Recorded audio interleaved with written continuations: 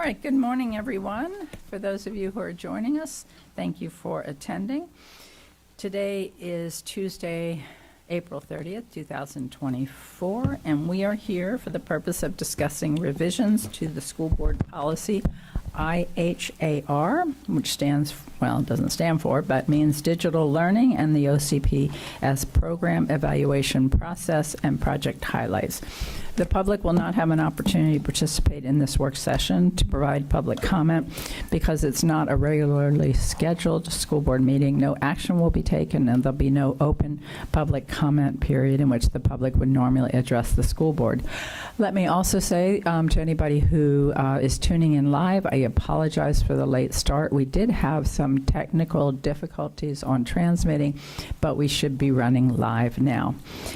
Members of the board are attending mostly in person. Member Byrd and Member Castor-Dental, I believe, are joining us via phone. Let me double check and see, do we have Member Byrd on the line right now? Member Byrd, are you with us? Yes, Chair. Thank you. Thank you for I'm your here. attendance. Good morning. Great, thank you. And Member Member Castor-Dental, are you on the line? Okay, we don't have. And we don't have Member Castor-Dental. Member Salamanca, I believe, is attending virtually. Member Salamanca, can you indicate if you're here? I'm here, Chair. Thank you.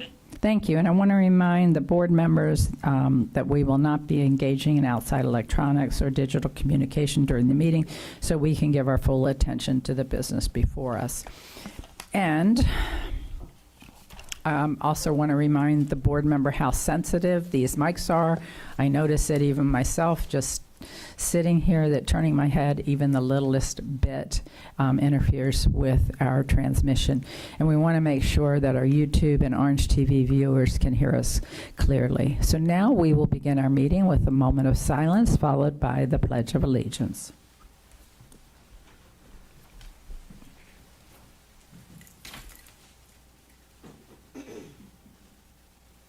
And as we begin our moment of silence, I should have mentioned this, I want to also ask the public to pray for the families of one of our students that we unfortunately lost yesterday.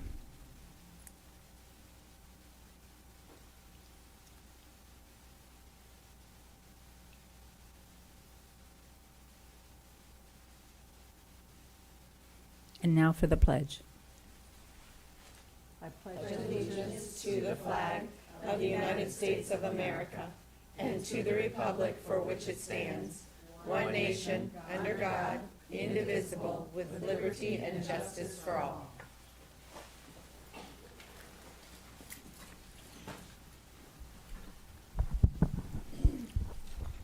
All right, let me turn the meeting over to our superintendent, Dr. Vasquez. Thank you, Madam Chair. We will begin today's work session with a review of policy IHAR. It was a policy that was put in place almost 10 years ago when our district began their journey around digital learning. At this time, I am going to turn it over to James Russo, who will lead us in our presentation. Welcome, Mr. Russo. And for the benefit of the board and the public, can you indicate who is joining you today? Today I have with me Marcy Wheeler. She's the Senior Director for Digital Learning. Great. Ms. Wheeler, thank you for being here. Good morning, Chair Jacobs, school board members, and Superintendent Vasquez. During today's work session, we are prepared to discuss school board policy IHAR. This policy was put in place to create a framework for implementing a digital learning program in 2015. Since that time, we have met the goal of providing all students in OCPS with access to a blended learning environment. In recent months, the policy has been reviewed to determine if IHAR still meets the needs of OCPS as a standalone policy. Today, we will be presenting the tentative schedule, summary of actions, proposed revisions, next steps, and reserve time for questions and discussions. The tentative schedule for Board Policy IHAR is as follows. Cabinet was on April 22nd, 2024, followed by a work session on April 30th, 2024, a rule development workshop on June 11th, 2024, and school board approval on June 25th, 2024, with an effective date upon approval. Based on updates to Florida statutes and the review of IHAR with multiple departments, the policy is being recommended for repeal. OCPS had the opportunity through the Launched Ed program to provide all schools with devices. Since fully becoming one-to-one in 2020, the focus of digital learning has moved from rollout to sustainment.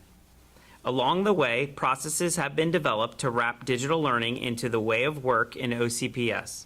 It is recommended that policy IHAR, digital learning, be repealed.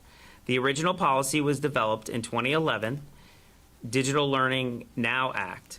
Many of the policy provisions are outdated, while others are included in such areas as the Code of Student Conduct, other policies, and within management directives.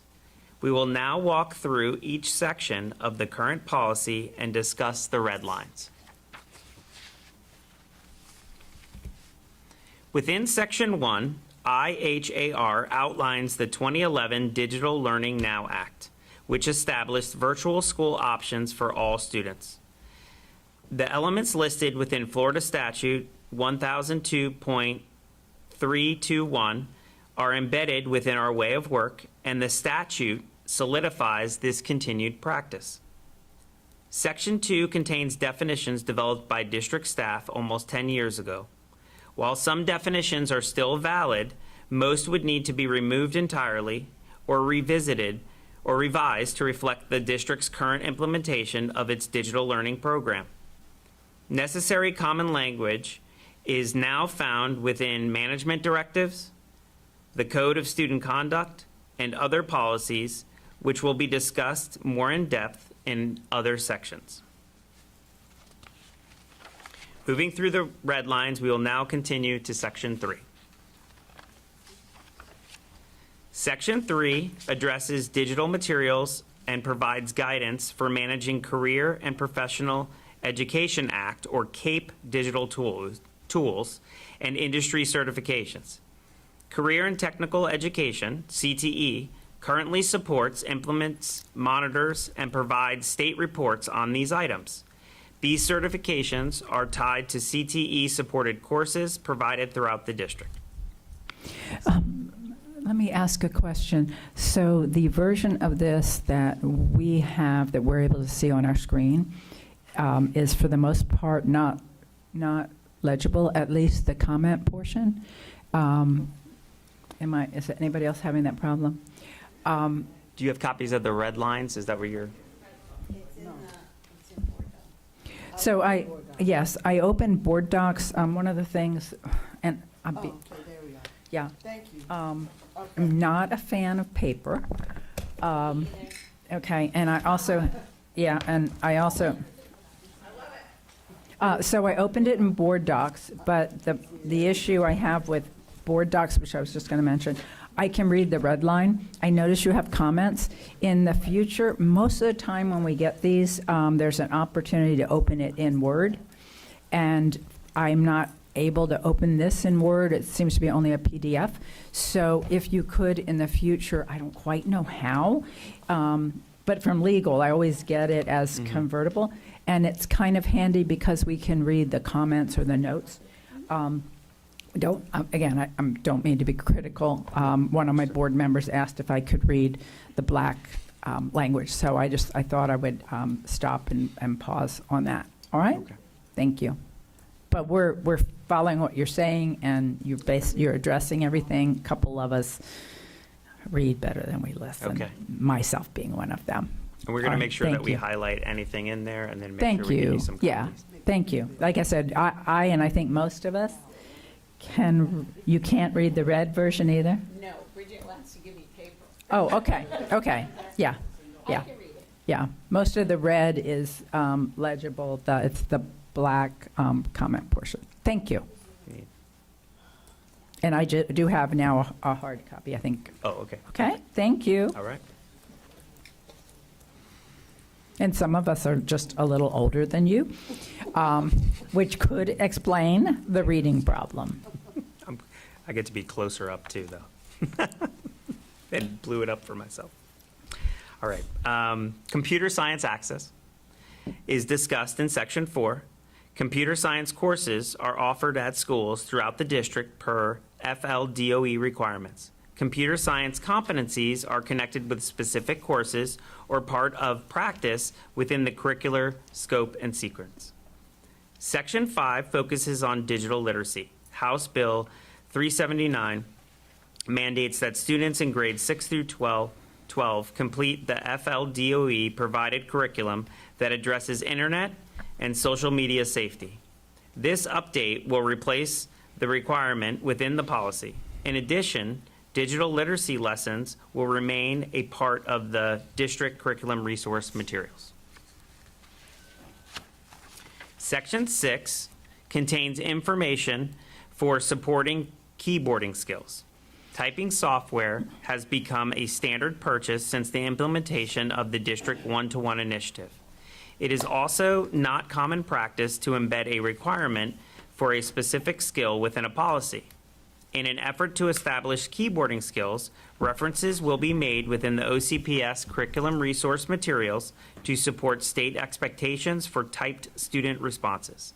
School sites will still be able to track usage.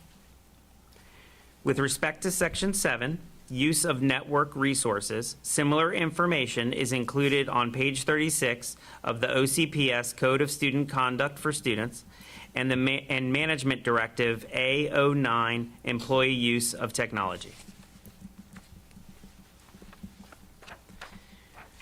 The Children's Internet Protection Act compliance located in Section 8 is addressed in Policy EHB, Data and Record Retention, and EHBA, Records Management, Public Records. In addition, it is found in Management Directive A09, Employee Use of Technology, and A15, Employee Responsibility and Proper Use of Sensitive Data.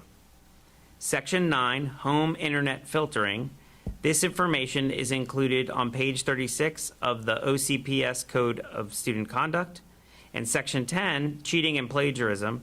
This information is included on page 36 of the OCPS Code of Student Conduct. Section 11, Copyright. This information is included on page 36 of the OCPS Code of Student Conduct. Management Directive B07, Use of Copyrighted Materials for Employees, and Board Policy EGAB, Duplication of Copyrighted Materials. Section 12, Identity Theft. This information is on page 36 of the OCPS Code of Student Conduct. Section 13, Asset Management. This information is already included in Board Policy DID, Inventories and Property Records. Section 14, Social Media. This section contradicts Florida statutes and current legislative efforts mentioned in Senate Bill 258 and House Bill 379. Section 15, appropriate use of district-aligned email addresses for students. This information is found within the OCPS Code of Student Conduct on page 36. Section 16, content of district-owned devices. This information is on page 36 of the OCPS Code of Student Conduct. Section 17, cloud-based storage. This information is on page 36 of the OCPS Code of Student Conduct. Searching of district-owned devices and files is in Section 17. For staff, this is addressed in Management Directive A09, Employee Use of Technology. And for students, this information is on page 36 of the OCPS Code of Student Conduct. Page 19 outlines the support of instructional use of technology. The cited statute focuses on professional learning. Professional learning information outlined within this section is addressed within the CTA contract on page 35. Within IHAR, digital learning, the Bring Your Own Device, BYOD, requirements from 2015 are outlined. The district has developed processes for this practice. As technology has changed over the last 9 years, the BYOD program has evolved in its requirements and allowances. Rather than updating policy each time there is a change, this section is recommended for repeal. Resources for BYOD can be found in the Launched Ed Toolkit that is shared with school personnel, as well as the OCPS website. This concludes our review of the red lines. We will now continue to next steps. All right, any questions at this point in time? All right, seeing none, thank you. Oh, hang on, Member Vice Chair Gallo? Thank you. So I just have a few questions. On the I can look it up, but on the Bring Your Own Device, like we've had some issues with students interacting with our internet on campuses. Like I've gotten a couple, it was all from the Avalon area, but I got a couple complaints where they were really having a hard time, or it was really slower when they brought their own device. And a lot of times, well, at least with one of them, we figured out it was really, they hadn't updated their software, and it was kind of slowing things down. So I was just curious, do we have like a troubleshoot for those who do bring their own device, because they don't want to be responsible for ours, that would kind of help with like, hey, if you have this issue, try this, make sure you're up to date, just like a simple little fax, I guess, or, troubleshoot fax that they could go to that might help them when they bring their own device to our campus. I would have to review to see what ITS has out there with their TSR, but I know each school has a TSR that they can consult with, but we can review to see if there's some troubleshooting. My assumption is yes, but I don't want to say that. No, I appreciate that. It's just, Yeah. this person kept having multiple problems, and it took a while to get, and the parent was getting frustrated, and the child was getting left behind, and the parent refused to use one of our devices, and so it just seemed like it took longer than it should have to try to rectify. Member Felder? Wait, I'm not done. Oh, I'm so sorry. That was just one, I think the superintendent wanted to respond to. Yeah, and I do remember that situation. We did go out, we actually met with the student. Some of what the student shared contradicted what the parent shared, but at the end, we did figure out how to fix it, and it was that they hadn't updated. And so we do have troubleshooting at the school level. What we can do, and Maurice is here, is that we can look to put something that is more prominent as a link on the students' devices that either directs them to the TSR or helps them to do some of the troubleshooting on their own. And I'm assuming that when they bring their own device, that they still have to go through all of our filters and stuff, because it's on our website, correct? Yes. What if they hooked on to their hotspot, like on their phone hotspot? Does that go around our filters? Yeah, Maurice, Mr. Dragon, would you mind just coming up and responding?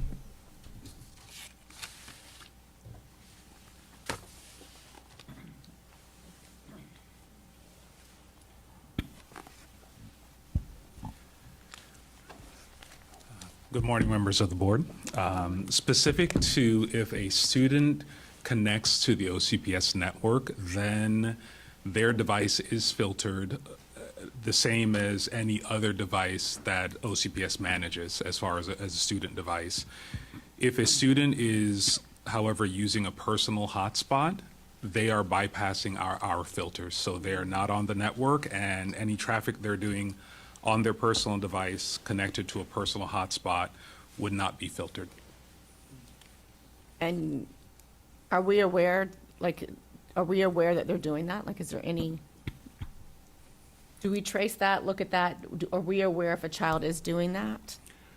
And so here's my question. If a child is taking a test using their computer at school, and they're on their hotspot and not on the Wi-Fi, they could have several tabs open. We wouldn't know what they're, just from like a cheating kind of point. I'm not saying our students cheat, but I'm saying our students are very smart. So I think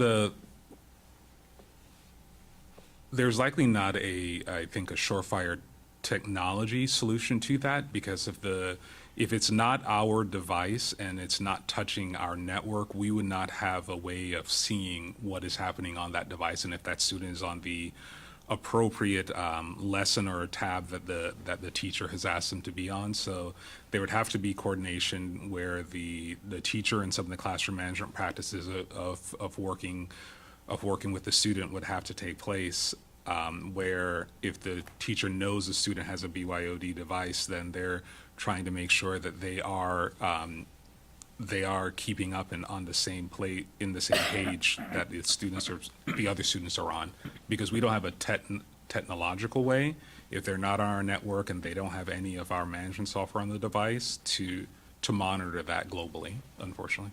Let me rephrase my question. When when students are testing, do we require them to use an OCPS device to test? Yes, they have to use an OCPS. So that solves the problem. Okay. Yeah, they have to use the OCPS device because there is, the device basically has to be locked down to make sure that they're not accessing things they're not supposed to be accessing during the testing environment. Okay, and that's with AP, IB, ACE testing, I'm assuming FAST testing, all the testing, they would be required to be on school and take it on a school device. Yeah, the ITS department, we have, whenever there's any kind of large-scale testing, especially coming up, the ITS department, we have multiple meetings with the research management and strategy department overall. We make sure that we do even testing of the devices to make sure that the policy that we have to push out to make sure the devices are locked down, that is all set. So that is a successful coordination that we've done over the last multiple years with RMS to make sure that we have devices there and devices are ready for students, even if they're using BYOD, that the school still will have devices there and prepared for them.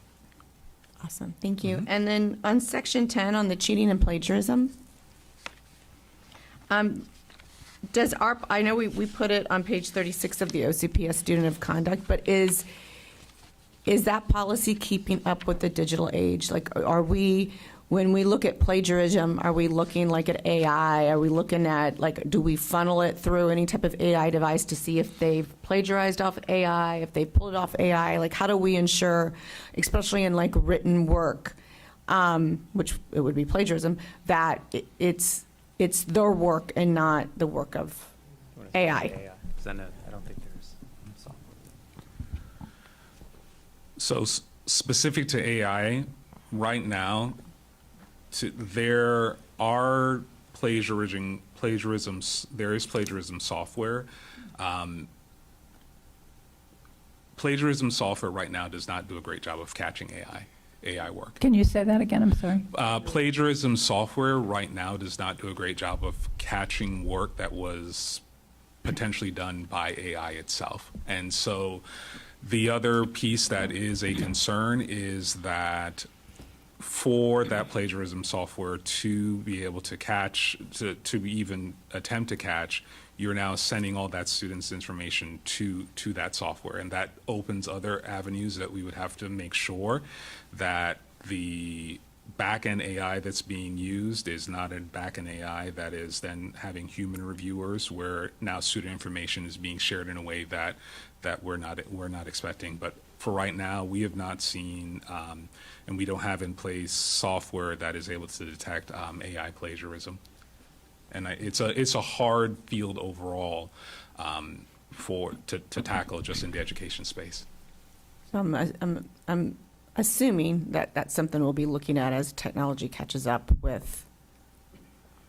There are components that plagiarism. for sure that we are going to be looking at with education and with making sure that students have that awareness of, if they're using AI, that's something that they can't represent as their own work, that they need to be able to cite where resources are coming from, and then looking at some additional tools that teachers can potentially use to help them when they're evaluating students' written work. Okay. I know we got a lot of, things are changing fast in education. and we've got to keep up, and that's sometimes hard. I think I have one more question, and then I'm done. And it was about, where was it? We moved something to, on section 11, we moved one of the items to a management directive to B07, use of copyrighted materials. I was just curious, are the directives available to the public, or are the directives just available internally?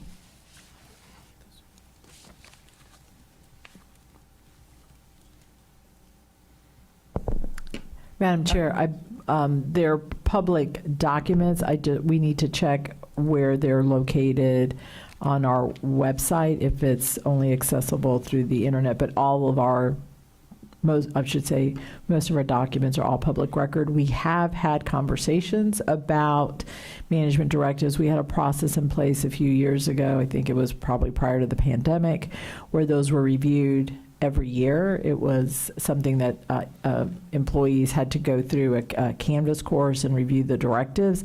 And then with the pandemic, we've not resumed that practice, and that's something that we're looking at for next year, because there are items in those directives that if you're not familiar with them or have them readily available, you forget. And so we are looking, including teachers for next year, to have them review all of the management directives. Awesome. And do you go over the management directives during PRIO for new employees?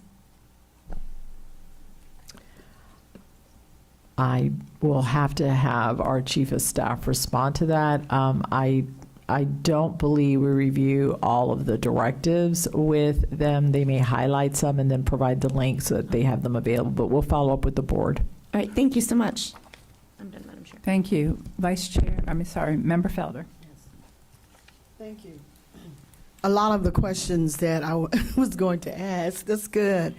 Board Member Gallo brought them up. Being a teacher, I just remember, she's right, we have brilliant students in this district.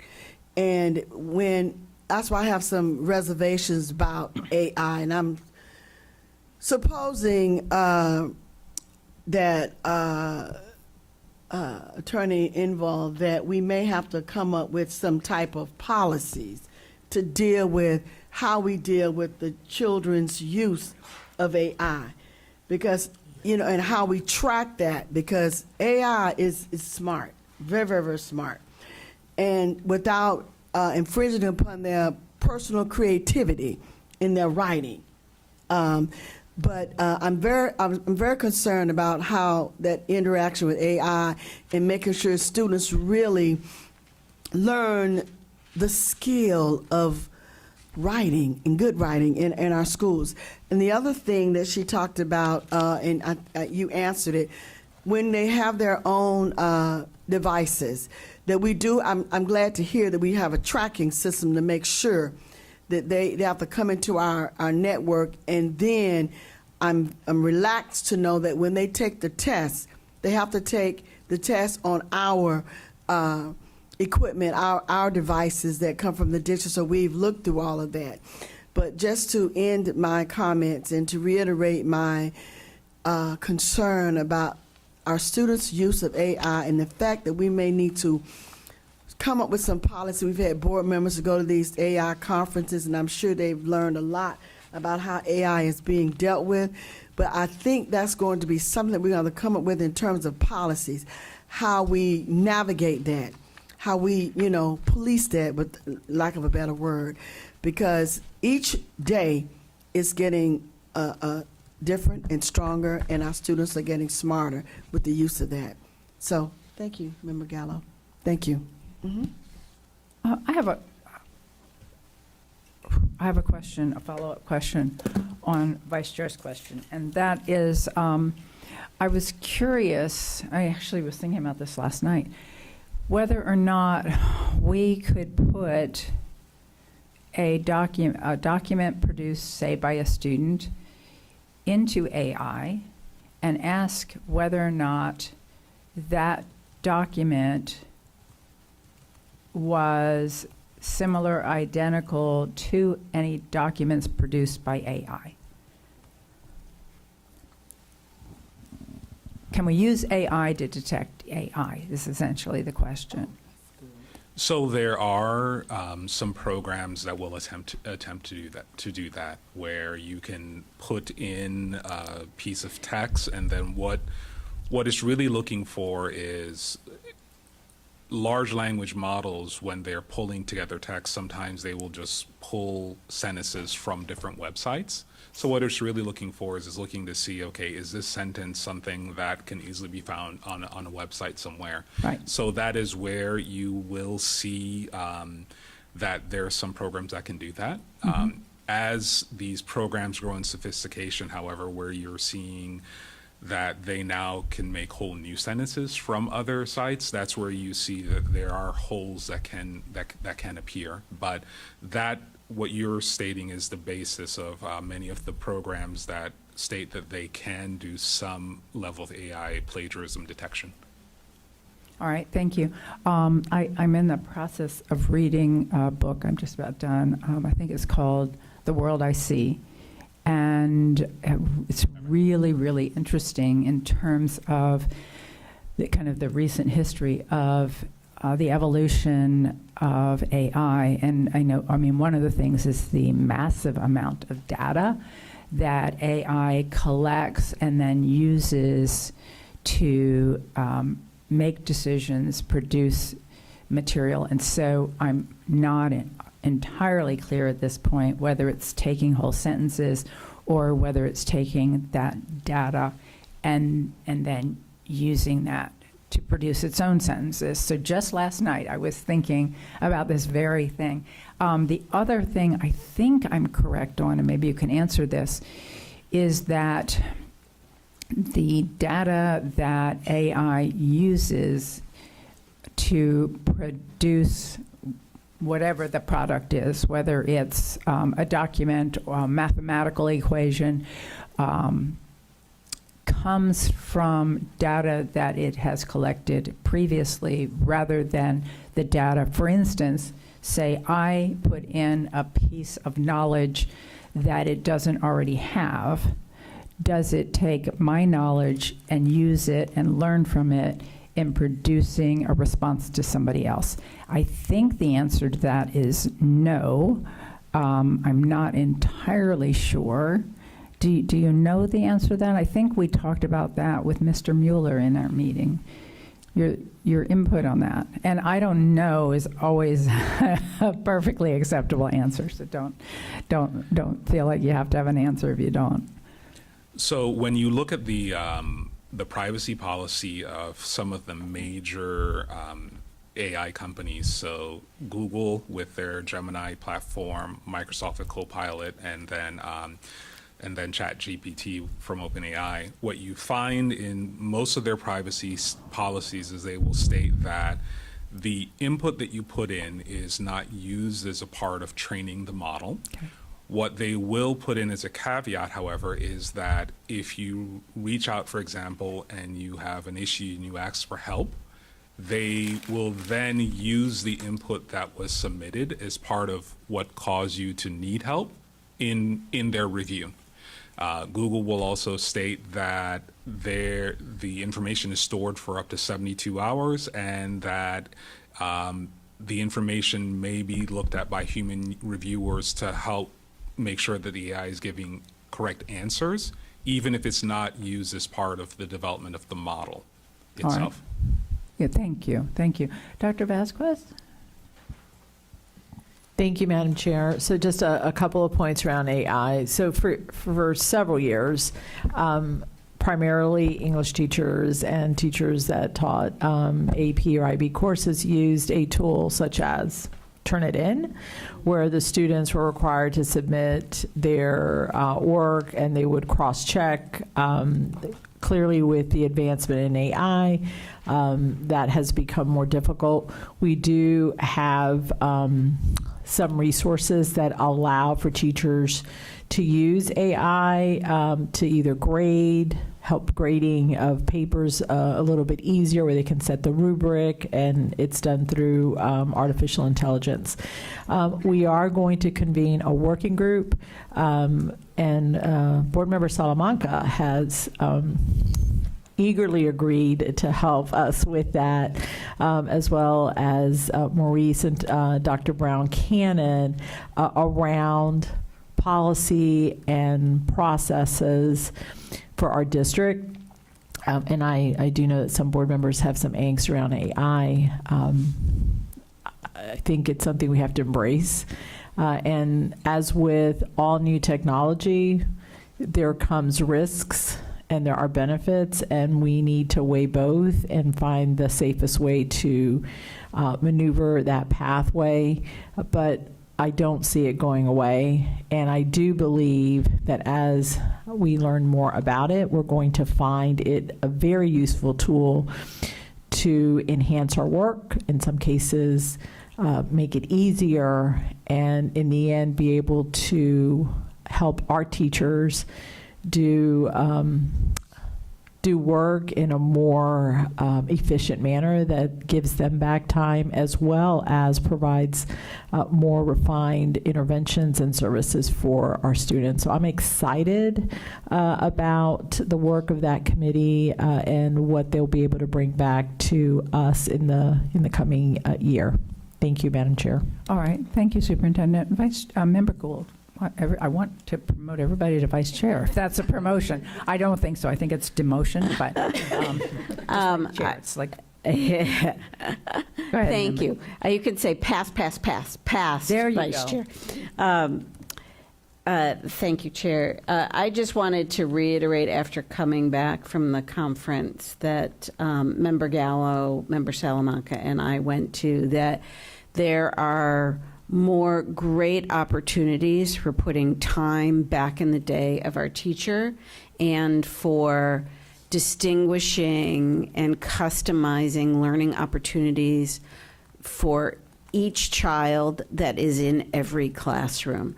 So there are tremendous opportunities here. And I also would love, I've been doing my media specialist visits. If we could look at either, if I don't know how much coding we do, but either building code ourselves or have our students do it, or look at AI opportunities for making things more efficient. For example, as I was at one of my high school media specialist components, there's fees at the end of the year, and they're in 3 different systems, right? There's the library system, the lunch money system, and I forgot that maybe it was the technology is different. Destiny, is that technology? Well, there were 3 anyway. And they have to aggregate that into a spreadsheet to see what's been paid and not paid, because those systems don't talk to each other. So they don't know what's out there, if it's all been paid, part of it's been paid or not. So those are the kind of things that we can put time and huge satisfaction opportunities for our staff as we look at that. And I think more and more there is AI capability to go between these systems, and even if it drops it into some kind of a database spreadsheet, whether it's Excel or one of the many others that are out there, that would give them back hours of time, right? So I think while we have to be judicious and make sure we have the right policies to protect our students, we need to make sure we're taking advantage of all the effective efficiencies that we can bring so that we can give people time back in their day. all right, thank you. Vice Chair. Thank you, Madam Chair. Just to piggyback off of what Member Gould said, I just sent an email to Dr. Vasquez yesterday because I got an email or a text from a constituent about class rank. And more colleges are requiring class rank in that initial application, which is usually due before October 15th. We don't usually provide class rank until October and then February, and it's past the deadlines when they need to get them in. And it's because most of it's manual, and it takes a lot of time for the guidance counselors to go through the class rank to make sure everything's correct, to make sure the transcripts are correct, and to make sure that the data is inputted digitally. Did I understand that right? The superintendent's looking like I'm not. Anyways, that's just another perfect example where I think AI could take a lot of things off the plates. We should be able to do that digital. And I know you're looking into it, but I was just piggybacking off what Pam said. The main reason why it's done at that time is to ensure students who've taken courses during the summer, the credit has been awarded and in the system. And then in February, it's because that's the end of the semester and gives, again, that opportunity for all grades, whether you took it through one of our public schools, OCVS or FLVS, or through one of the colleges, that the grades are put in and then they're ranked. I'm not sure about the manual part. That could be right. I thought it was automated. And yes, we are looking to see how we may be able to make it a faster process. But part of that is based on deadlines, because students who take classes, let's say over the summer, if we ran them in August, the grades would not be in, and then their GPA is not as accurate as it should be. Follow up? All right, thank you. All right, we're back to you.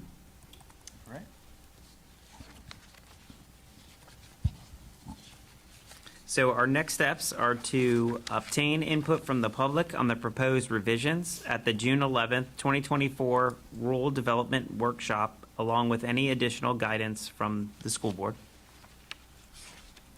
And then now I will turn it back over to Superintendent Vasquez. I don't believe that there's any other questions that the board might have. So are we ready to transition to the next one? Thank you so much. Very informative. And thank you, Mr. Dragon. Always a pleasure to hear from you and all the expertise you have for us, especially in the area of AI. As they're coming up, I'll just do the intro. So in the best interest of time. Next, we do have members from our research and accountability team that will be presenting to the board. I am going to kick it off with Dr. Border, who will then introduce the members of his team that will be speaking to us about program evaluation. Our district has been doing program evaluation for many, many years, but when the influx of ESSER dollars, there was an added emphasis to be able to use that opportunity to see where dollars invested were going to give us the best return on investment, thus informing decisions at the district level with regards to programming and services that are being provided. Primarily, the team has done program evaluation in the Division of Learning, although we are looking to expand that into the other divisions so that as a district, we are continuing to look at our efficiencies and our ROI. So with that said, I'm going to turn it over to Dr. Border. Thank you. Thanks, Superintendent Vasquez. Good morning, Chair Jacobs, members of the board, Dr. Vasquez. Really appreciate your time today to be able to share about Orange County Public Schools program evaluation efforts. I'm joined by three incredible members of the Research, Measurement, and Strategy Office team today, including Dr. Jennifer Sasser, Senior Executive Director, Dr. Ben Allen, Senior Director, and Dr. Xiaozheng Sun, Director of Research. I will now turn it over to Ben Allen. Thank you, Dr. Border. And we're still in morning. Good morning, all. I'll provide an overview of today's presentation, as well as the purpose and process behind the district's program evaluation efforts. We will talk through four main points today before opening the conversation for discussion. First, we will talk about the purpose of program evaluation and how it can be used within the district. Next, we will discuss the different processes for program evaluation and why we might choose one approach over another. Then we will spotlight outcomes from evaluations conducted by district staff and talk about the ongoing queue of work. Finally, we will have space in our conversation for discussion. Before going any further, I would like to introduce the OCPS Research Department.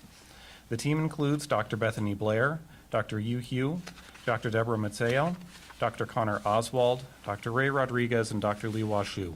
The department is led by Dr. Xiaogang Sun, Director of Research. Along with other responsibilities, such as managing the research application process for internal and external applicants and researchers, calculating student learning growth, and reviewing student surveys for publication and parent opt-out, the research department manages program evaluations for the district. As you'll see in a few slides, this includes conducting evaluations themselves and managing the work of external vendors to evaluate programs.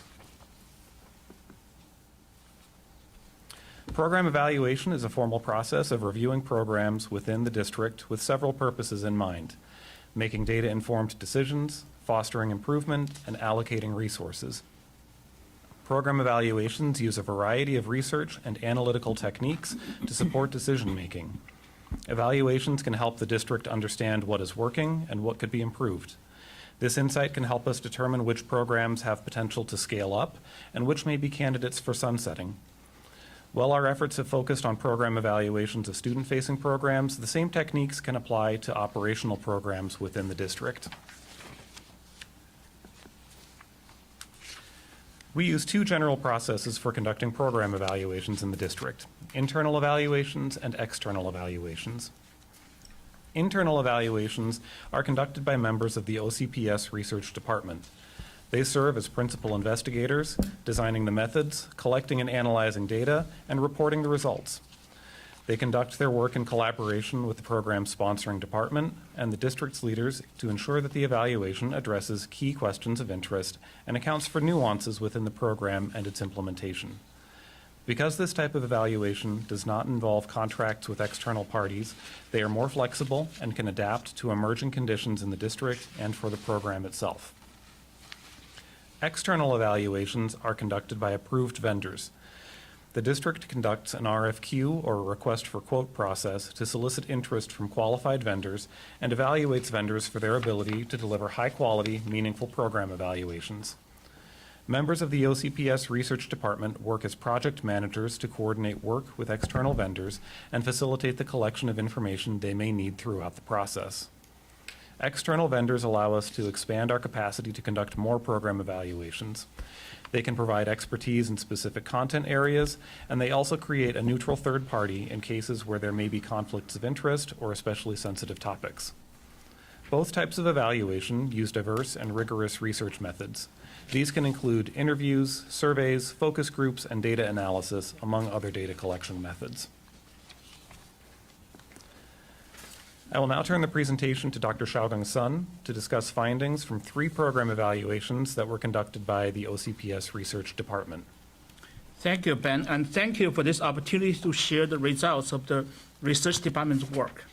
First, we're going to discuss the Study Island program. Study Island is a program designed to build fluency with science, concepts, and vocabulary. OCPS purchased Study Island Science district-wide for grades 3 to 5 in the 22-23 school year, and for grades 3 to 8 in the 23-24 school year. Findings from this program evaluation suggested that student performance on Study Island will predict how they will perform on grade 5 statewide science assessment and the quarter 3 grade 5 science PMA. All 24 science topics within the Study Island program positively correlated with grade 5 statewide science assessment and quarter 3 PMA score.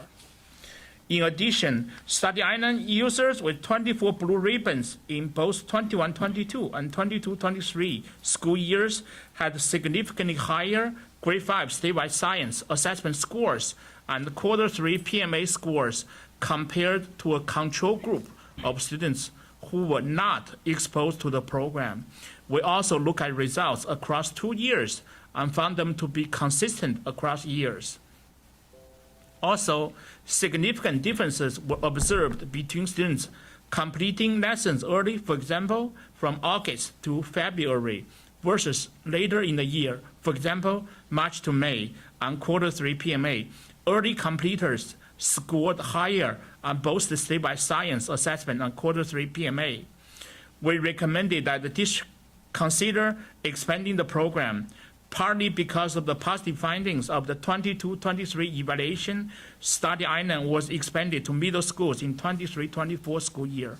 Next, we're going to discuss the Symphony Math project.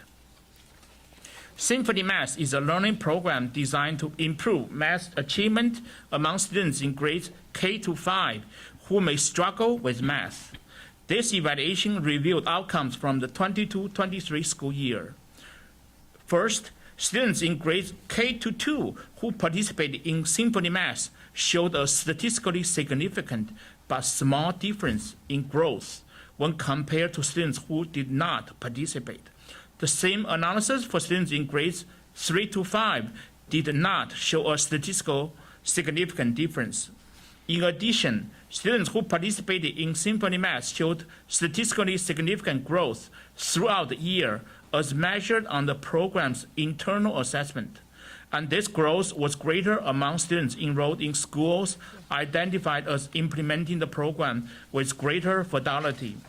In addition, while performance on Symphony Math was moderately to highly correlated with fast math performance, participation in the program at schools identified as implementing it with greater fidelity did not contribute to a statistically significant difference in fast PM3 performance. Because of these findings, we recommended that the district consider discontinuing the use of Symphony Math due to failure to show an impact on statewide assessments, such as the FAST. If implementation was to continue, we recommended the district work with the vendor to further examine which of the fidelity of implementation criteria, if any, may be associated with improved outcomes on the statewide assessment. Next, we're going to discuss the Mastery Prep project. Mastery Prep is an online test preparation program designed to improve student performance on the SAT and ACT exams. This program is one of many test preparation programs and is the one that the district provided to students in the 22-23 school year. We shared results of this evaluation earlier this school year. In addition, students who participated in Mastery Prep met the English Language Arts ELA graduation assessment requirement through a concordance score on the ACT or SAT at a statistically significantly higher rate than students who did not participate. There was no statistically significant difference in meeting the Algebra 1 graduation assessment requirement. These findings were true when looking at all students and in student groups, including students with disabilities and English language learners. Also, students who participated in another test preparation program, the Princeton Review, attained similar results as those in Mastery Prep. It is important to note that the district is no longer participating or purchasing services from Princeton Review.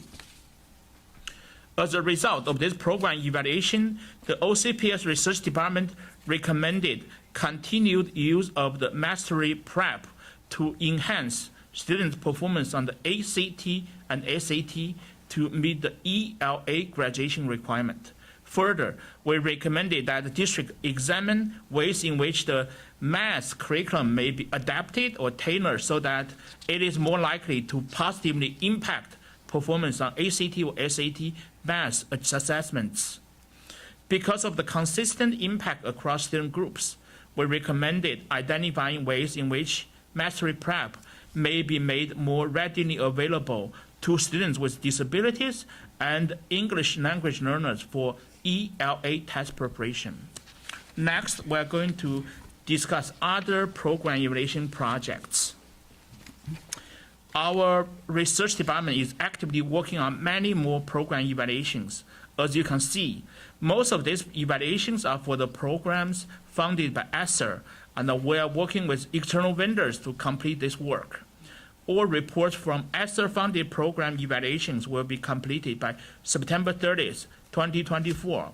Programs that we are currently evaluating include Acceleration Initiative, AIM Institute, Common Planning Days, Data Visualization, Elevation, Leadership Pipeline, Rosen Post-Secondary, Rosen Preschool, Support Facilitation, Study Island Year 3, and Tier 1 Interventionist. I will now turn the presentation back to Ben. Thank you, Dr. Sun.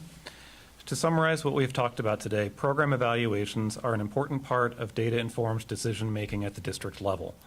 We use a variety of approaches to ensure that the information is meaningful, and we've shared with you a brief sample of the work that the district is conducting. At this time, I'd like to turn the conversation back to Dr. Vasquez for any comments and discussion. Thank you to the team. Phenomenal job.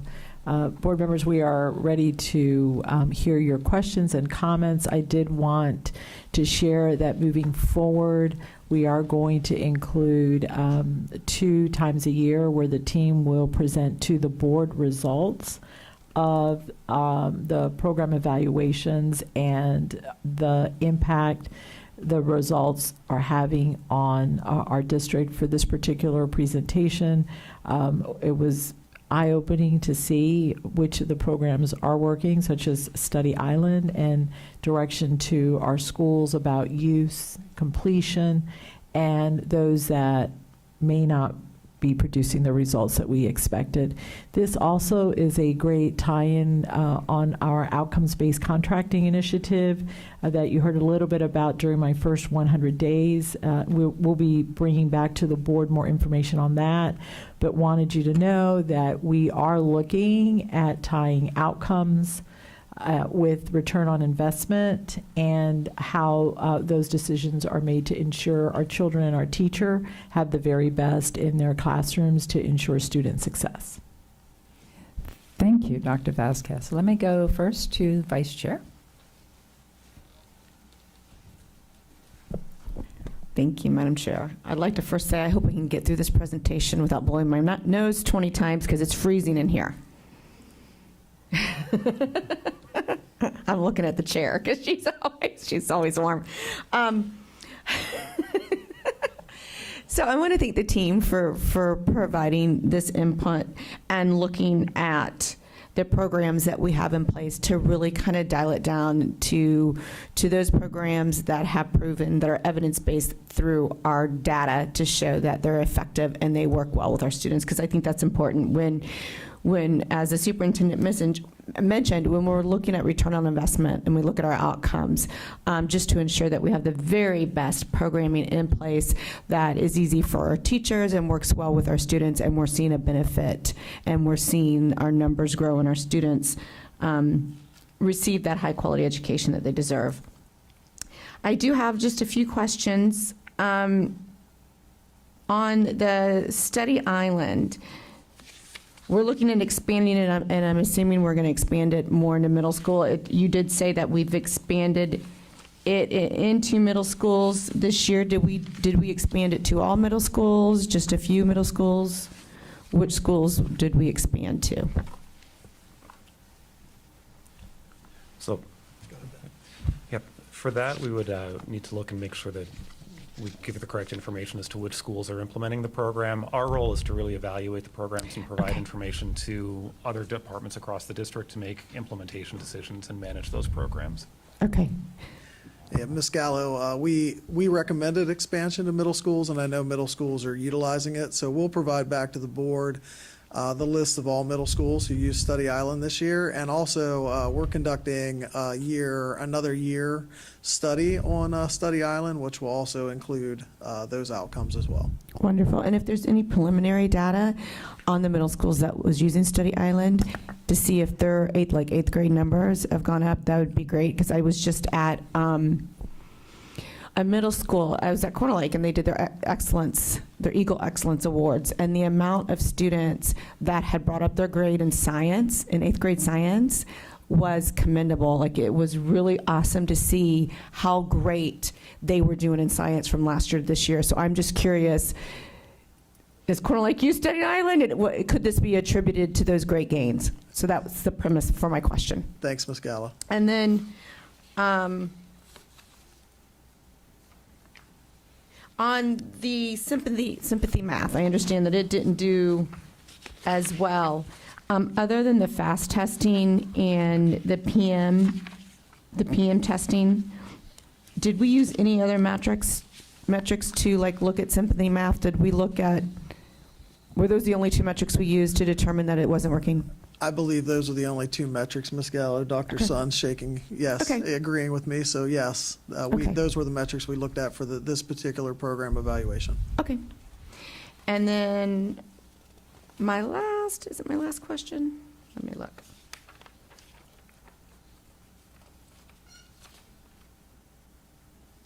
On Princeton Review, why did we discontinue use of Princeton Review? So Superintendent Vasquez, I will just say we discontinued use, and I'll defer to Dr. Vasquez. Dr. Vasquez? Yes, thank you, Madam Chair. We received information from DOE several months ago. It is a company that has, I believe, ties to China, and we were all told to disengage. Okay. I thought that was the reason, I just wasn't sure. And then other than the mastery, what was it called? The Mastery Prep. Is that the only program that we are currently using for Algebra 1 students to help them master that test? For Algebra 1, Ms. Gallo specifically, I'll follow up and find out what other programs that we're using to help intervene for Algebra 1 and provide that back to the board. All right, thank you so much. Thank you, Chair. Dr. Vasquez, in response? Yes, not necessarily program, but we are using high dosage tutoring, which we are expanding, and that we are seeing some initial data that is very, very promising, as well as we've reduced the class size in a pilot, and I believe the team is also reviewing that. But both of those are showing much promise, and the team will be able to come back with more data to intervene. We're trying to limit the number of programs so that we can truly identify what's working and what's not, and not spread our dollars so thin. But it is difficult, especially if you have schools that have been using something and they really like it, to have them transition to a new tool. But Dr. Border can follow up with any other computer-based program that we're using. Thank you. That's fabulous. I love, we've seen results under ELA for that small class size. Like, they were making significant advances in ELA and literacy when they were doing like a 10-to-1 ratio. So I think the high dosage tutoring combined with that smaller, I think that may be the secret sauce. So thank you. Thank you, Vice Chair. A couple of comments and questions. First of all, Superintendent, thank you so much for your initiative of really focusing on student outcomes versus the efficiency and effectiveness with our dollars. And this is something that I think is extremely important. Obviously, our primary goal here is safety and student outcomes. So anyway, I know I speak for the board that I really appreciate it.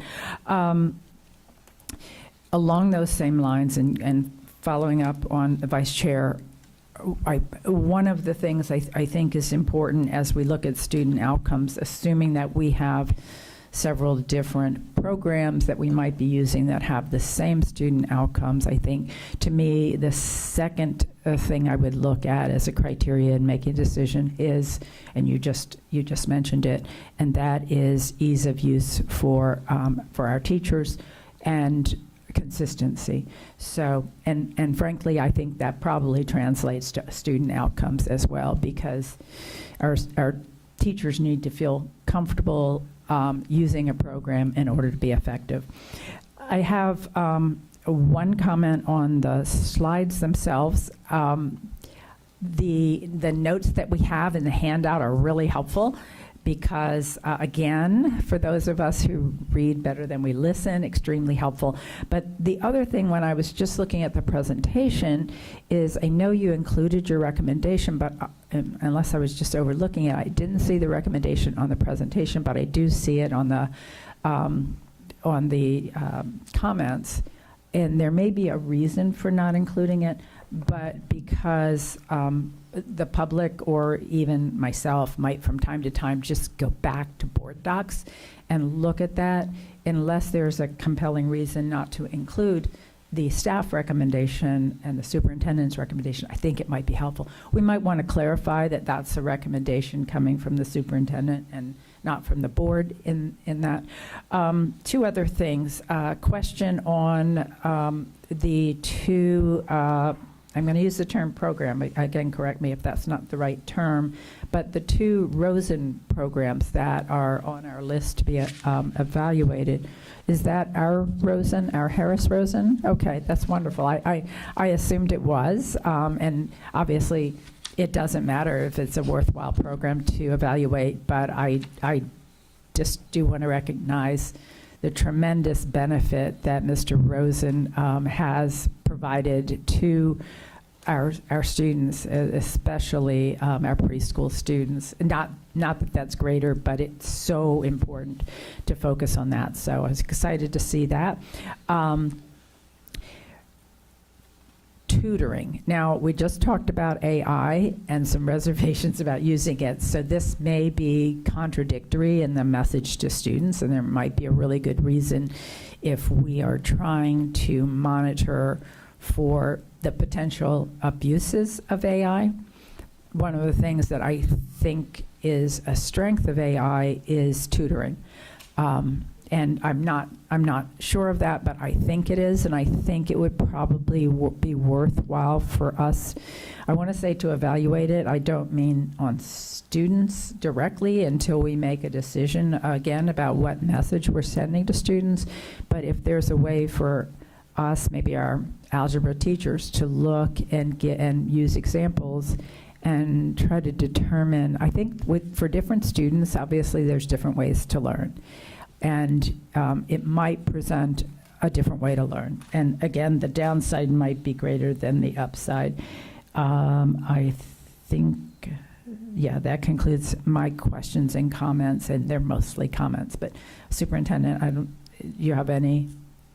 Again, I'm not sure that they're questions. But I do, thank you. So tutoring really has been a thorn in my side for several years, because when we've looked at the dollars that we have poured into tutoring and the outcomes, there has not been a positive return on investment.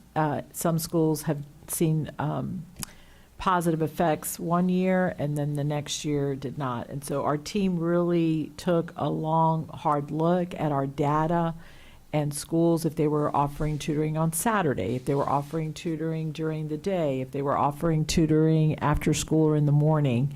Additionally, there's been a lot of research around high dosage tutoring across the country. And what they have found is that the high dosage tutoring that's done during the day is at least initially producing great results. One of the districts cited that I remember is Chicago Public Schools.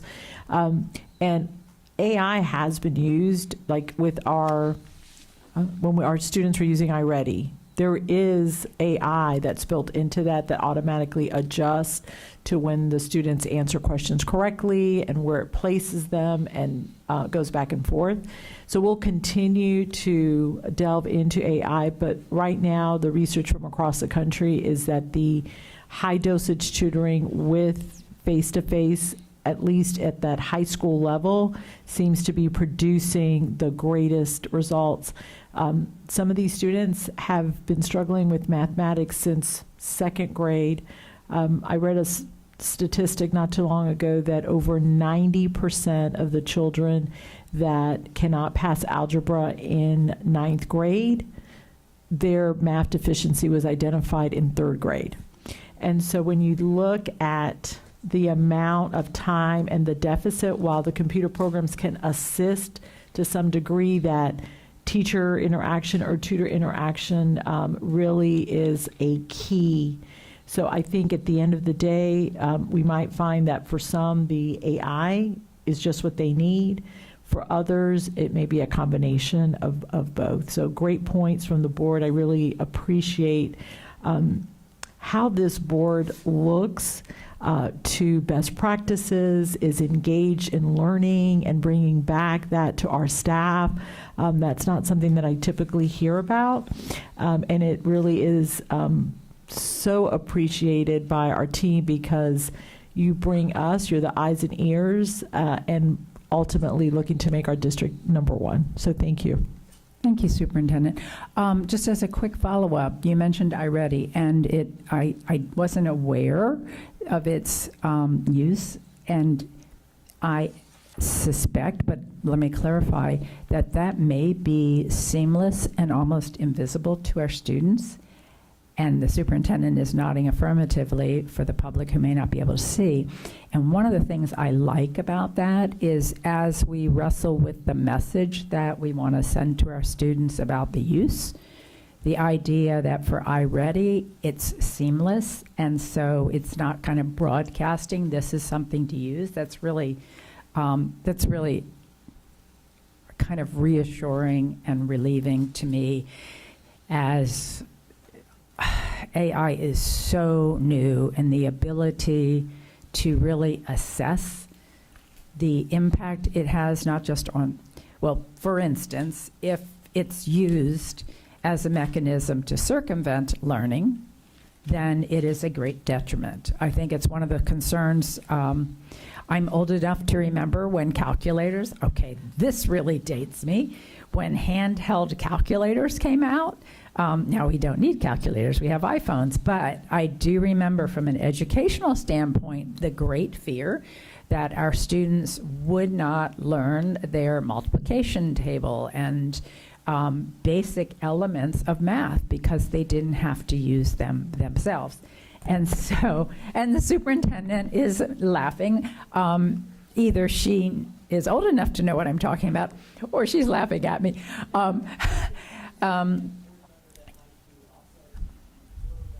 Yeah, might not know it. Yes. I once told an employee that was working with me at the county, she was working on something, and I said, put a carriage return there.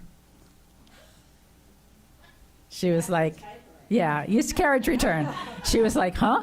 I'm like, carriage return. She goes, what's a carriage return? And I said, where it jumps back to the next line. She goes, what are you talking about? And another member came out who is like in between our ages and said, it's that button right there. It's just called return. And everybody wanted to know, what is with the carriage? I had to explain a typewriter. So anyway, it's a generational thing to some extent, but I had one other comment I wanted to make, and it was not along those lines, but when it comes back to me, I'll come back. Member Ferrand. Thank you, Madam Chair. And thank you so much to our staff for coming and giving us this type of input. I think this is huge. This is really, we want to make sure that the dollars that we're spending are really getting a good return on that investment. And we really appreciate your feedback and the information that you're able to provide. A question that I have, I know we're just looking at kind of 3 different items, but IXL, how is that used, and have we evaluated that recently? Do you know? Is that used in just math, or are we using that in math and reading? Yep. So as far as how the program is used, I would defer, and we can look and find some answers to reply. It's not currently one of the programs that we're evaluating, but we can also discuss how we might add that into our queue and look at that as one of the projects. A little closer to the mic. Oh, Actually, a lot closer to the mic. A lot closer to the mic? Okay. I heard you, though. So it's, as far as the implementation, IXL is a program that we can collect some information and get back to you as far as how that's being used. and it's not currently in our program evaluation queue. We can look at that as far as a program to potentially add, and would want to make sure that we've got that scoped out correctly and work that into our evaluation program. Okay, awesome. That is one program I feel like I've seen great results on in my own kids and then in other families who have had that circulating in their class and something, a tool that the teacher uses. So just curious on that. Also, is there a way for us to see the price point on how much we have spent on any of these items and what the district would be able to, would essentially have the funding that we would have to use a different tool? So you guys can get back with us on that. Yeah, so Board Member Ferrant, any specific price points or all three of the program? I think if we could just see kind of all three, like what we're spending on these. And then I know another member had asked what, if we're in middle schools, like is it in all middle schools? And I know she had already asked that. So that's something, again, that I would love to see. I know math is a huge one for us. We're really looking at the early literacy, but as well as math. And again, I think it is something that at the state level, I would love to see some changes. For instance, second grade, they're being required to do, to know 3 ways to add. I feel like we're all, I get the essentially the point of it, but at the same time, when we're teaching children building blocks of math and essential learning skills of math, if you add in too many things at one time, it can confuse kids who have a tendency maybe to struggle in math. I know for my own, one of my kiddos, that just confused them all completely. And trying to understand, like, why are we learning it this way? I just figured that out, and now we're learning a new way. And so that isn't something that obviously as a district, we have to follow what the standards are from the state, but something that I think would be awesome for us to just communicate with them that, if we could just kind of streamline it and make it simple, 1 + 1 is 2, and instead of kind of confusing everything. And I don't know. So that was just my little soapbox. Another thing I would love to see, do we or can we gather input from teachers to see if they are utilizing a tool in their class, some sort of program that they use, that they say, I absolutely love this, or I have this available, but I never use it because it doesn't work, or I've seen this being used in another county or another state, and I think this would be incredible. Maybe we could do some sort of survey. So, Madam Chair, if I may. Absolutely, Dr. Vasquez. Yes. So, I hear what you're saying. What we have found ourselves in is that we have been allowing all this choice, and we have not increased proficiency. We have not narrowed the gaps. And what we're trying to do is, number one, with fewer dollars, make sure that what we're investing in is giving us a return on investment. A lot of times it is program fidelity and how a program is being implemented, that some teachers get better results than others. And certainly the programs that we currently recommend as a district, we do monitor their usage. And in fact, that is how some of them are being or have been cut back, because not a lot of teachers were using them, or they found that it was difficult. And we do hear from schools when there is a program that they're interested in. Our team will look at it, but to openly just survey and ask, I think sends a counter message to what we're trying to do, because we are trying to limit the number of resources so that we can evaluate and ensure that all of our children are getting high quality resources as part of their instruction. But we definitely hear our Division of Learning has been collaborating more, and they've been sharing not only programs but resources that are working. And those are being funneled through our CAO's office to be able to make determinations. That's why you hear we're doing pilots or looking at specific schools that are implementing certain practices to see if they are scalable and if the results really are something that is across the board, or is it that we've got this fantastic teacher that is using this as a tool and the outcomes are really based on the teacher's ability to instruct, not necessarily the tool. Got it. Can I just follow up? Yes, please. So thank you for that. That is very helpful. I think I 100% am on board with that. Just really streamlining it and making sure that we are using what is effective. So I appreciate that, and I thank you all for your hard work and appreciate your insight. Thank you. All right, thank you. Let me go to Member Salamanca. Thank you, Chair. This is fantastic. I'm so excited that we're doing these program evaluations that are, data-driven and focused on better using our resources. So one of the things that definitely would be helpful for future discussion for the board would be just like understanding the utilization. I think one of my learnings from seeing different tools that the district implements or has available or purchases is when I go to the schools or when I talk to parents, they're like, I've never heard of that, ever. So I know we at the district believe that we have it and we pay for it and it's accessible, but that doesn't mean that our parents and teachers or like just the community knows about it, which is great because I think when we're up here and we're talking about what do we have as a district, we see that perspective. But what I'm not usually seeing is the utilization of that. And so what I think sometimes as well, and I don't think we got any details on what the type of research methods you're doing right now for evaluating these tools. But if you don't have a large enough pool of utilization, it's really hard to actually know if something's working or not. And so I imagine that, I'm trusting that you're using the right methods, that you have a good sense of what the pool of data is before we evaluate if something's working or not. But I think that's one of the hard things. So I'm all for less is more, focus on buying things and using things that are very high quality and ROI for us. But I think as we sort through all of these different vendors and different platforms, and we kind of talk about this, I know Study Island is one that when I talk to parents, everyone talks about. YXL is the other one for math. But there's some other stuff that I know I've seen on some of our procurement stuff that I'm sure maybe a few number of students use, but it's really hard to know what we have.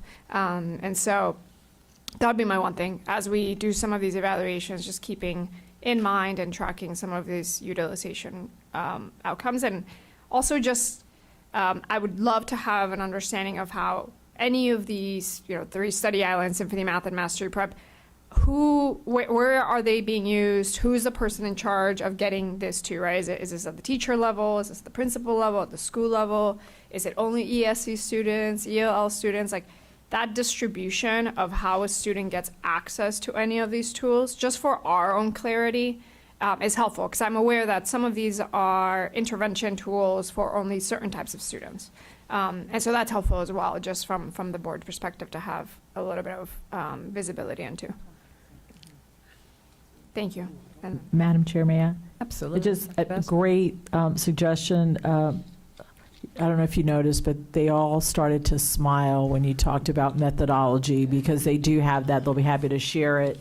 In fact, we have one program that they evaluated that they're going to have to go back because the results were inconsistent based on the numbers that were participating in the program. So they would just love to share with you all the methodology. I'm sure they'll make an appointment to share it or send it to you via email. But one point, I just want to remind the board that although we have resources that are available, and I do have the information for math, we have My Math Academy that is for VPK, Success Maker is K5, and grades 6 through 10, IXL is in the standard math classes, algebra, in intermediate math, and geometry. And for our second language learners, we have K-5 Imagine Learning, Lexia in 6 through 10, and Lexia Power Up also for 6 through 11. And so while we recommend the usage of the resources. Our board and our district has not supported the mandate of resources. It's been left up to the teachers, while the principal does drive that instructional model at the school level based on recommendations from the district. And it doesn't happen very often, but we do have teachers who may implement a program, not implement it with fidelity, and that has not always been addressed in a manner that guarantees the program is being implemented accurately, and that is something that we are walking towards, which is why we've narrowed what we want them to use, so that we can then, if a teacher isn't using it, we need to find out why. Is it training? Is it time management? Or is it that the students are responding to something differently in their class and they're getting results? So appreciate the comments and the usage. I know they have that because they shared that at the cabinet level. All right, thank you. With no more comments, I have a couple. I think those were great comments and questions, Member Salamanca.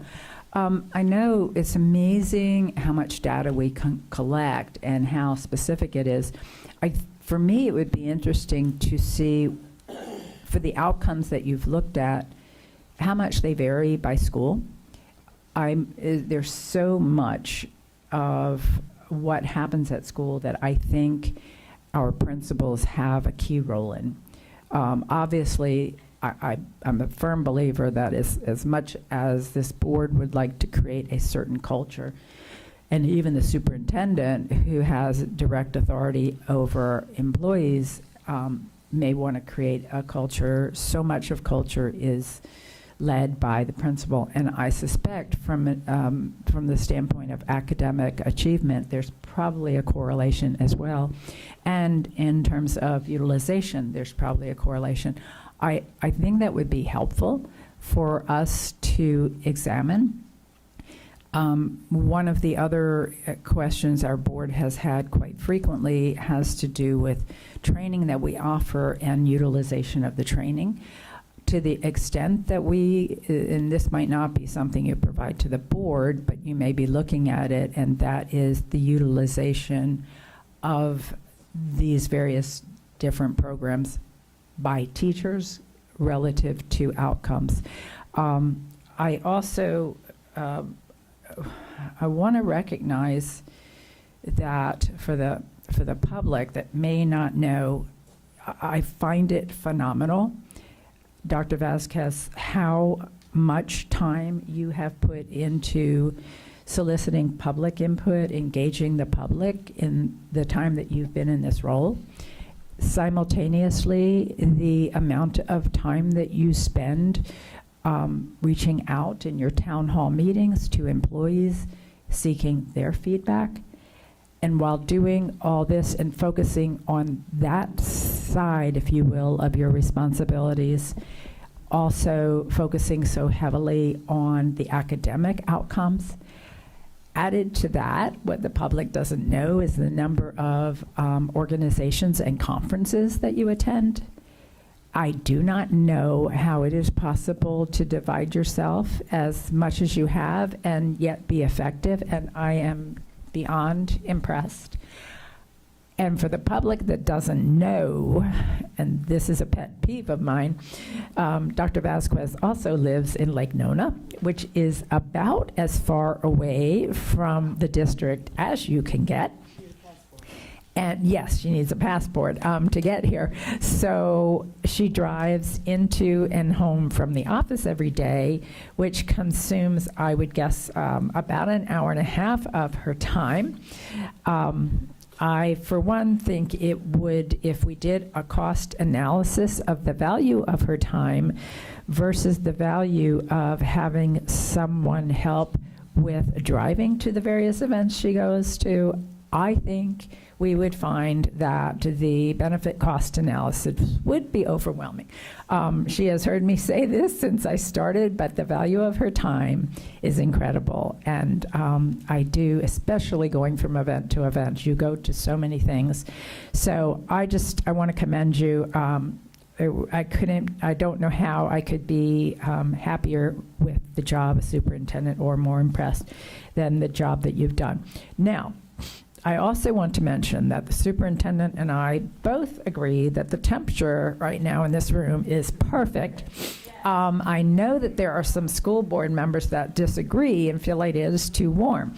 So I do want to provide some analysis of that. First of all, if you're cold, you can put a jacket on. A couple of you I've seen bring blankets. I will be happy to provide blankets. One of the things I have found is that when I'm cold, I can cover up. When I'm hot, there's really nothing I can do about it. And while I say that we're all equal, just for the record, if we took a vote, I do get 2 votes. I rarely use it, but I will if anybody attempts to make it hot. Okay. And the last thing I want to bring up that's also off topic, another one of my pet peeves is water bottles. And the reason I have a problem with water bottles, there was I think it was in Lake County, there was a company that wanted to open a water bottle plant. And so I did some research on it. Obviously, there was a lot of environmental concern about taking the water out of the aquifer. But having done a little research on it, I was blown away by how much water is used to make the bottles themselves. I had actually checked it while I was sitting here, and I'm having a hard time finding it. Oh, okay. Now, there are different studies that have been done, but in order to source my information, it did not come from AI. I did try to find out from AI, but it was inconclusive. So I am using Foodprint as my source, and it's consistent with what I have read in the past, that it takes approximately 1.4 gallons of water to produce a single bottle of water.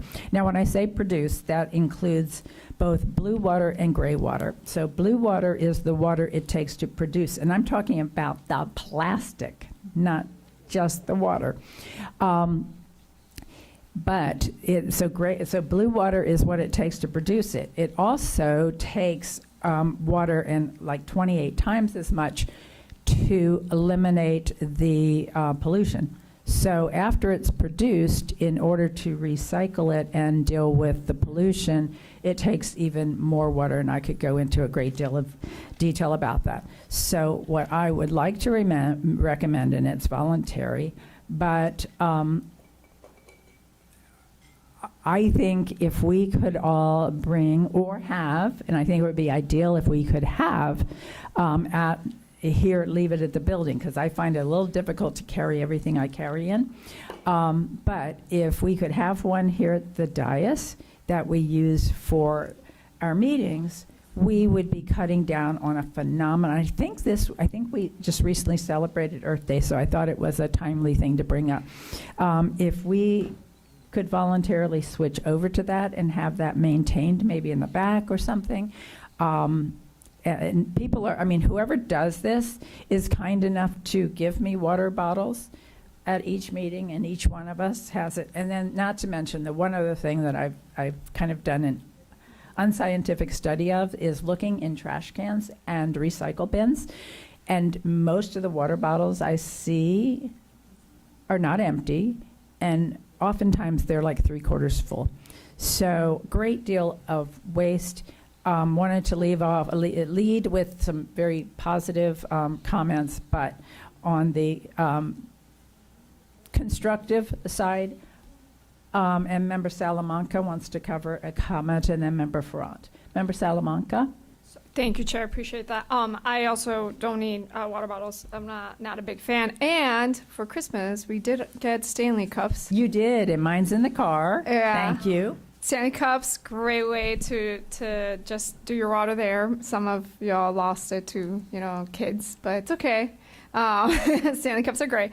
So one of the things, just going back, as I was on the phone for the previous part of the session today, but it's kind of relevant to both, which is I really appreciate us spending all this time in evaluation, and also appreciating sometimes how hard it is to evaluate some programs because the data itself is all over.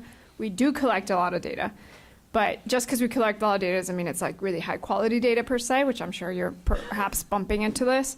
One of the things, thinking long term about all of the conversations I came up with AI is only as good as the data you feed it. And so even if we have the best AI programs long term for our teachers, for our students, for internal stuff, if our data isn't clean, it's kind of like a garbage in, garbage out problem. And so long term, as we clean up a lot of the data, whether it's for actual programs and curriculum or anything else, it is going to be beneficial for us long term. And so I'm very excited that we're doing a lot more of this cleanup. I think it'd be a big benefit to us long term. And then, one time I wore a coat because I was cold, and someone in District 1 made fun of me because she was like, we're not in New York. Right, Gallo? She's there. So, to your suggestion on we can wear coats and add layers, I did put on a coat one time, very heavy, and then, District 1 threw shade at me. Do you remember that? All right. I do, and next time I will wear my very cozy Timber Creek High School jacket, so I'm not so cold. All right, Member Salamanca, just so you know, the District 1 board member just complained to me that she was cold. She had stepped out of the room when I explained the rationale for keeping it cooler. You can go back and watch it. You missed it, Angie. And you also stepped out of the room for the conversation on water bottles, and there is a lot of agreement to going with tumblers. And you were very modest in saying the board got for Christmas. The board got the Stanley Cups from Member Salamanca. So thanks for your humility. You should be my oldest You get different. Okay. And mine is out in the car, but this is what I carry in every day. It's a big Stanley Cup for that bag. Huh? And so it's a little bit much, but I think we have a solution for that. Member Ferrant. Yes, I just wanted to ask really quick, how often do we go through policies, and are we able to do, I feel like it's as frequently as we can, but dress code and attendance policies, do you know when we would be addressing those?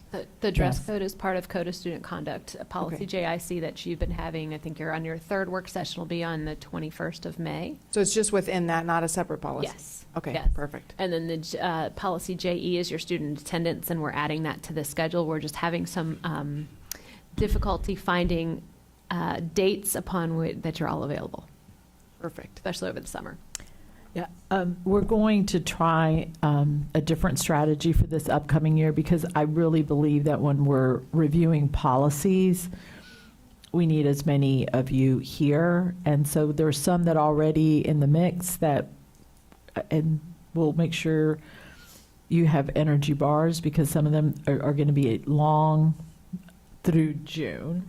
But then we're going to provide you dates, tentative dates for all of next year to get consensus and before we put them on. And then what we're going to try and do is just slow it down a bit, because we recognize that, especially this time of year, there are a lot of activities and engagements going on. And then summer, everybody needs a little bit of a break. So you'll see a slowdown after June, and our intent is that we will have the calendar for all of next year, and the only exception will be an emergency policy that the board brings forward. So when you get the list and the dates, if there are dates that you already know you're committed and can't attend, we'll need that feedback. And then if there's any policy that is not listed that you want, you'll let us know, and then we'll work that in. But you'll know ahead of time, hopefully starting mid-July, what the calendar is for the entire year. Wonderful. Thank you. I appreciate it. All right, Vice Chair. I'm on now. Along those lines, I know that we get copied on all of the work sessions. So once a policy has been scheduled, we get copied on that so that we know when it's scheduled for. Can we get a copy of all policies that you're looking at with the cabinet so that I'm not, or we're not looking at it as well? So if I'm looking at a policy and I know that you are already working on it or looking at that policy, then I'm not at the dais saying, hey, can we look at this policy? And then you guys are saying, yes, we're already doing that, just so we can get a list of the ones you're thinking of. Thank you. All right, thank you. I believe we have one more item. Ms. Emball, you're recognized. Oh, and I do have one last suggestion on the water bottles. One idea, because Member Felder asked how would we know which ones are ours. So as long as they're clean, it wouldn't necessarily matter. But one idea, almost every one of our schools have given us water bottles. So maybe for each district, there could be a water bottle from one of the district schools. Idea, yeah. Yes, and in my case, just for the record, no, I do not want 7 water bottles at the dais. So, so I'll figure out something on my own. Okay? Ooh, okay. All right? Thank you, Madam Chair. All right, Ms. Moving Emball. forward, we have submitted the Florida Department of Revenue asked to review our All right, referendum attention, resolution. Hang on. Attention, folks. I know we're getting restless, but one last item. Go ahead. Okay. So the Department of Revenue asked to review our referendum resolution, and they provided some comments. The comments don't affect the validity of the resolution language, as DOR does not have any statutory role in reviewing our referendum, and they acknowledge that as well. However, they did suggest changes to the resolution and ballot summary regarding charter schools, and I've asked Mr. Palmerini, he has already hooked it up and he's ready to go. I was going to talk a little bit more to go through those technical changes with you, and with that, turn it over to him. So as a good morning still for 5 minutes. The Florida Department of Revenue did give us comments. As you all know from the statute, we actually had to submit it to the OPAGA, the Florida Office of Policy Program Analysis and Government Accountability, and they have a responsibility to review our referendum to the extent it is a different referendum or a new referendum that was adopted, that's being adopted. That's not a continuation. Ours is a continuation, and OPAGA has responded back to us. But the Florida Department of Revenue contacted our staff, said we wanted to review it, and they came with some comments, and I'm just going to go over them briefly.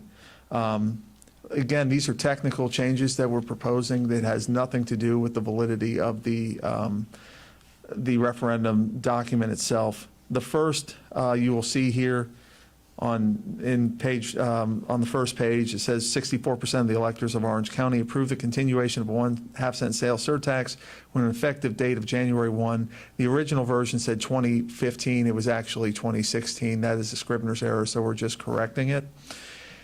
Then going down further here, in the red language, it says, whereas, and the original version of our referendum, which I have now just posted, says, sales tax revenue must be shared pro rata based on pro rata student enrollment with charter schools, which also have capital funding needs. The DOR questioned that and said that doesn't track the statutory language. In our view, this tracks the statutory language. But in order to clear up any questions or confusions, what we are doing is changing that language to say, whereas based on Section 212.055, subsection 6B, Florida statutes, Sales surtax revenue must now be shared with eligible charter schools based on their proportionate share of the total school district enrollment. That is a direct quotation from the statute, so there should be no concerns going forward on that. Going down to Section 4 of the resolution, we are adding the same exact quotation from the statute, and we had previously we had the pro rata language. We are now directly quoting the statute. And then going down to Section 9, the official ballot language.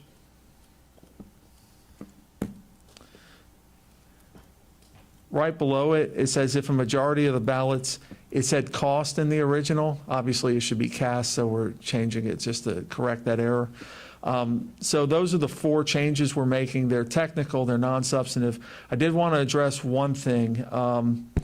The Department of Revenue said that we had to include, that it was their view, we had to include the direct statutory quote about charter schools in the ballot language itself.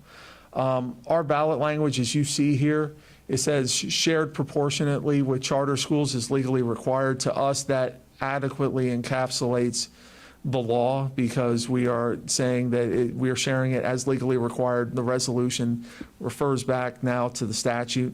So we think this is more than adequate. And then the other problem with adding the direct quotation of the language into the ballot language is we have a 75-word limit. If we were to add the statutory language in, we would be at 80 words and we would be non-compliant. So we obviously are not going to be submitting a non-compliant resolution. Those are the 4 changes. These are technical, non-substantive, in Amy and Ms. Enval's view and my view. So we don't need a formal vote, but we do need consensus from you all to go ahead and move forward with these technical and non-substantive changes. All right, thank you. Do you need a motion or just consensus? Just consensus. All right, is there any objection, any members of the board, to making those non-substantive changes? Seeing none, you have authorization to go forward. And I do want to check, although I don't think that Member Castor-Dental is with us. Member Castor-Dental? Member Byrd? Member Byrd wasn't feeling well, so she also dropped. All right, we lost Member Byrd and Member But I've Castor-Dental. spoken to her separately, and she's okay. All right, thank you. All right. Any further business to come before the board? Any further comments from board members? All right, meeting is now adjourned. Thank you.